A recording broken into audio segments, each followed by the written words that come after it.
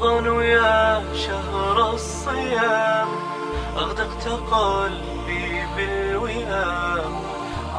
نتوجه بالشكر للأخ أسامة من اسطنبول على مساهمته في حملة إفطار صائم في ريف حمص الشمالي، وسيتم توزيعها على الأهالي والأيتام في قرية غرناطة، تنفيذ منظمة بادر الخيرية في اليوم الرابع في رمضان الكريم لعام 1437 هجري. على الدوام أنواء نورك أشرقت على الخليقة والأنام، أقبلت بالأجر العميم والخير يا رمز السلام.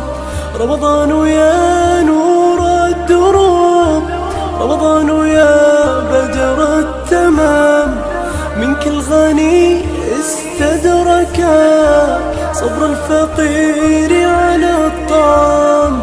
يا رحمة قد أنزلت أضنيت قلبي بالهيام. رمضان يا خير الشهور حيتك السراب الحمام. أهلا وسهلا قالها في قرية غرناطة بتوزيع وجبات إفطار صائم لمنظمة بادر الخيري. كل الشكر إلى الأخ أسامة من اسطنبول على تقديم هذه الوجبات إلى نازحين المسلمين قرية الصيام.